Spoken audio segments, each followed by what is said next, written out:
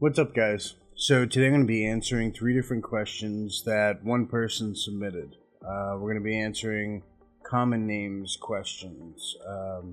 So let's get to it.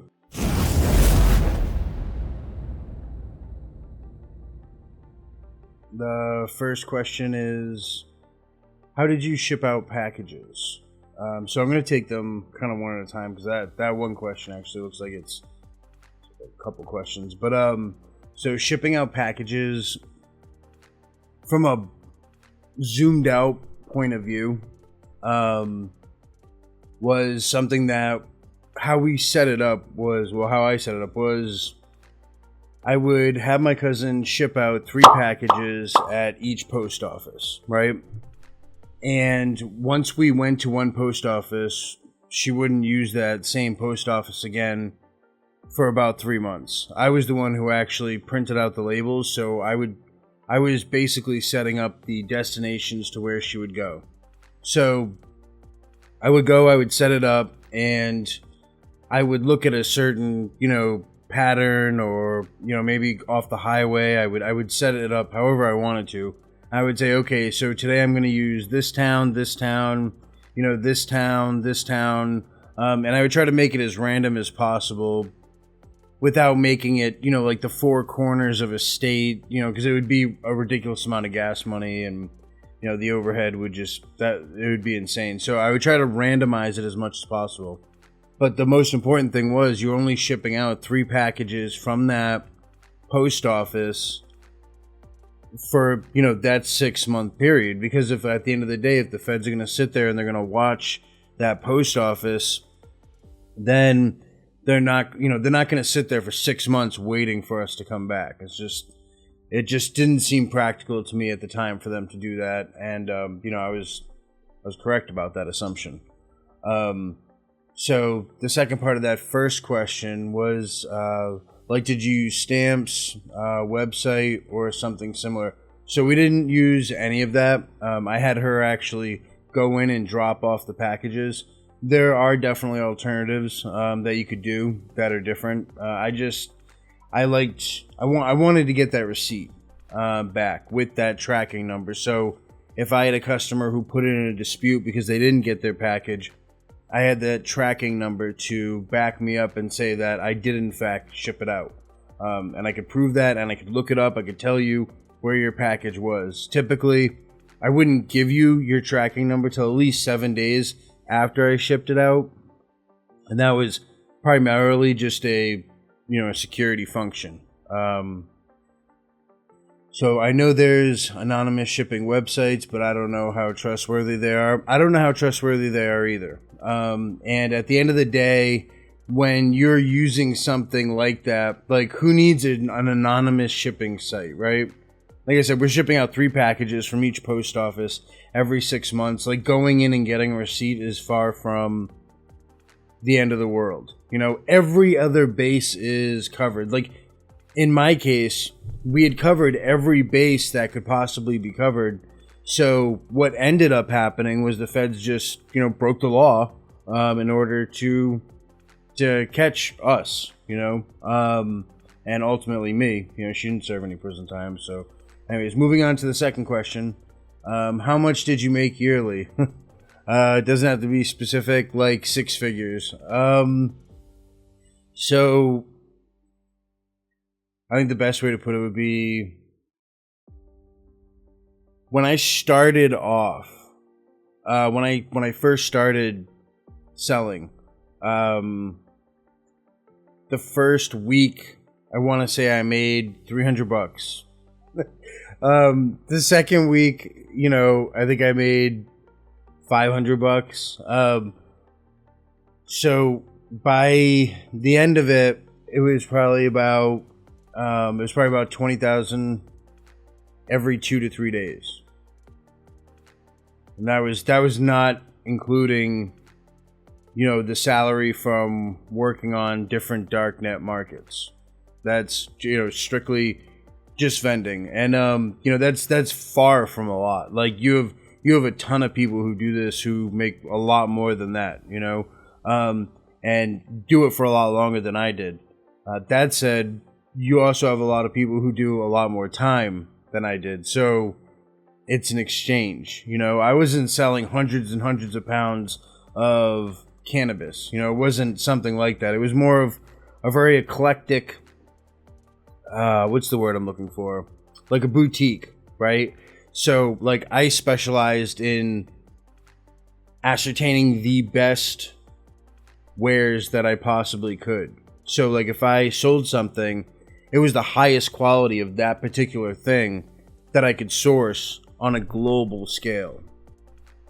And that was really kind of the motivation for my shop. It wasn't to be like this big warehouse or have the best prices, because I didn't. How can you compete with cartels?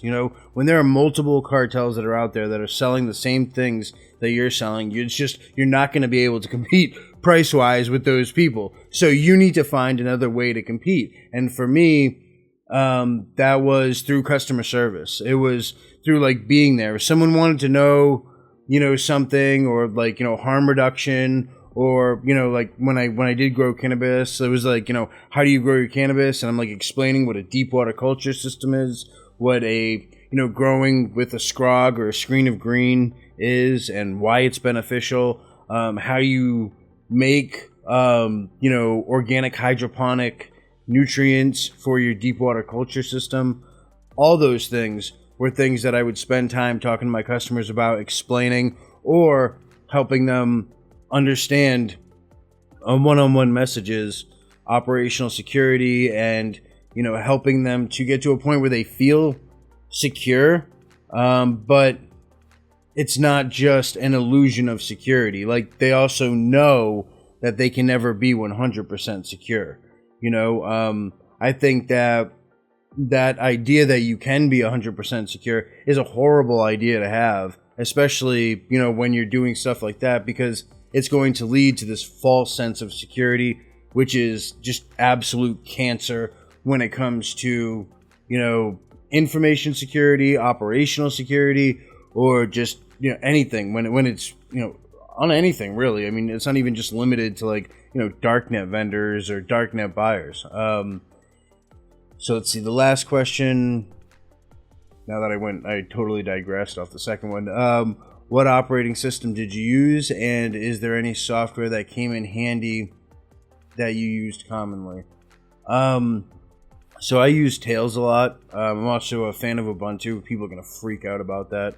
Oh, I can't believe you used Ubuntu. But yeah, I use Tails a lot, probably predominantly. So that was my main one when I was doing OpenBazaar, which is basically like a decentralized peer-to-peer network that hosted shops, which I thought it was the coolest thing ever, because unlike a darknet market, there's no central point of failure. And from like an engineering perspective, like it means it would be very hard to shut down. But it turned out, like, from my understanding, OpenBazaar just kind of flopped, which is really, really unfortunate. I think I've never pronounced it, but I want to say Wapix.